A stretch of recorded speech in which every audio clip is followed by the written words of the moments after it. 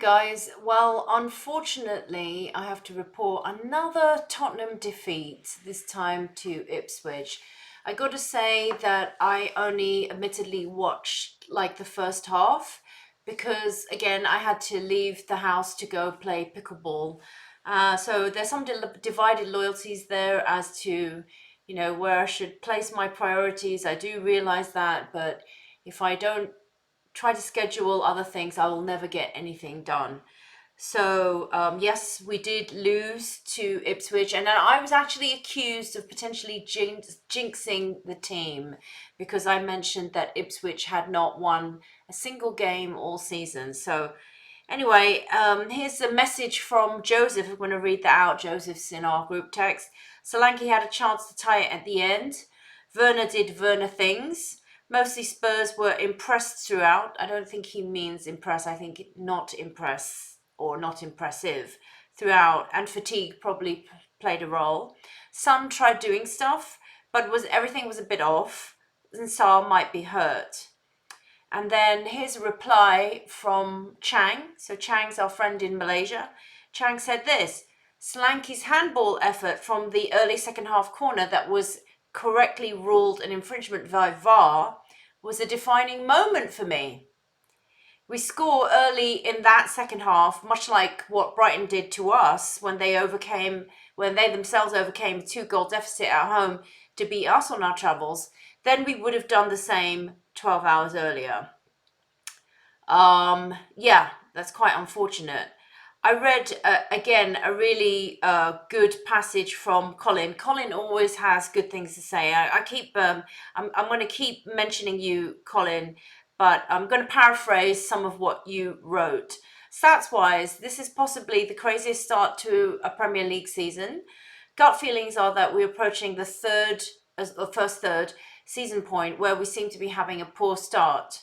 But when you look at us in 10th place, or are we? Or is it that every team, bar the Liverpool and Man City, seem to be enveloped in this current run of our craziness?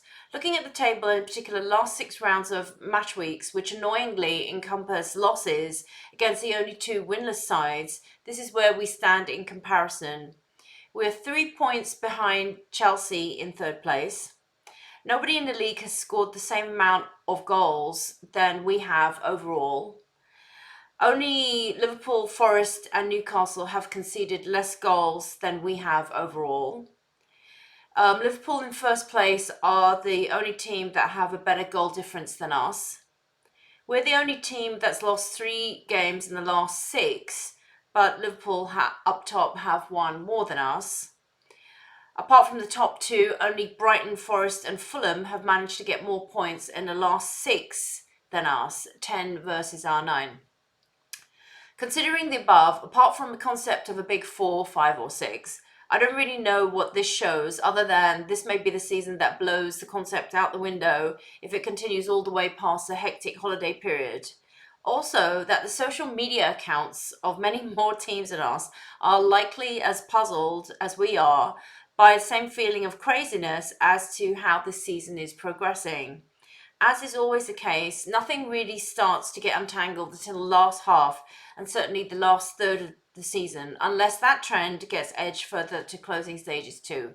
A final thought, and this is something that I saw on video which mentioned that fans booing as the players went down the tunnel.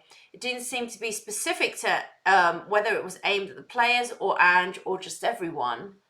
As I stated, in my humble opinion, this is Colin speaking now, booing is the polar opposite of supporting. And so by default, that means I can't accept anyone who boos either Ange or the team, or attempt to call themselves Spurs fans in my eyes. Moan and groan as much as you like when things deserve, as I do. I just can't stand booing. I would never contemplate doing it. I hope I never hear that going on at the Greyhound in LA. So that's, thank you very much, Colin. I really always look forward to your opinions. You always write a huge tome and you're always really eloquent about it.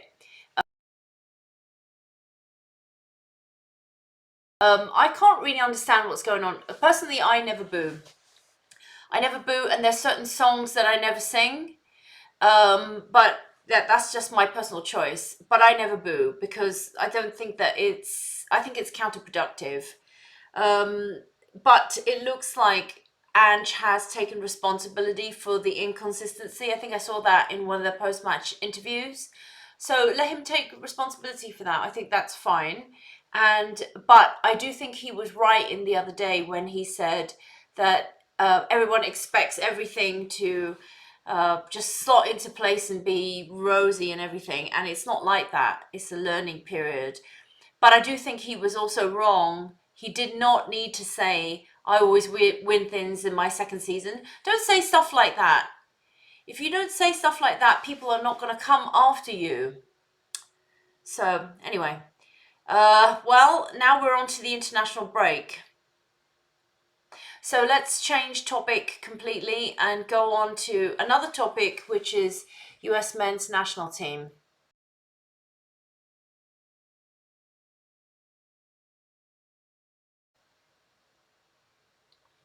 So interestingly, I watched that Tottenham versus, or the first half of that Tottenham versus Ipswich game on Telemundo.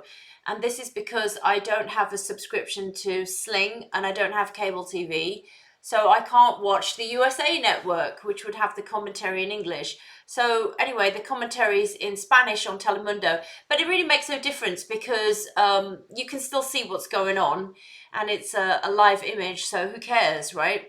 But I did, and I'm not a Spanish speaker, but I know a few words. And when I heard them talking, they commentate a boring part of the game. They suddenly switched topics altogether and they started talking about, by the way, Mauricio Pochettino has announced his roster for the US men's national team. And then they proceeded to list every single player who had made the team. And I thought that was really interesting. So this Spanish speaking TV channel are very interested in what Pochettino does. And I'm sure that's part of the charm that the Federation had in hiring him in the first place, because naturally more Spanish speakers will be interested in what he's doing, especially if they happen to be Argentinian or whatever.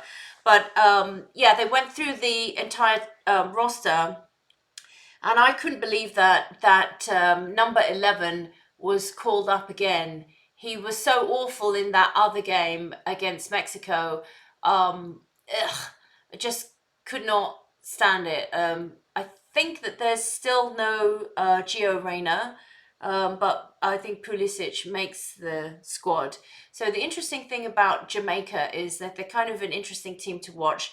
They could be really awful, or they could pull off a surprise sneak attack. So it's kind of interesting to see what happens. But in some ways, I'm a little disappointed that he really hasn't gone out and made any shock new discoveries, apart from maybe the goalkeeper, who I heard is like a junior at Barcelona, and is a potential dual national. And so this is the way that they're using to make sure that that person comes over to the US side. So that's interesting, but very disappointed that people that I thought performed really poorly still getting called up, and I'm very surprised Tim Ream made the team again, because not that there's anything wrong, but you know, he is just getting on in age. And so, are you really going to take a 39-year-old with you to the World Cup finals? It looks like it. It looks like it. So, let's see what happens. And as I said, I have more or less given up on England. I do not agree with the appointment of Thomas Tuchel, but he is appointed, so there's nothing I can do about it. But what does interest me is what Pochettino does, because obviously I'm a fan of his from the Tottenham days. So let's see what happens next. Come on, you Spurs. And yeah, let's keep our spirits up and keep going.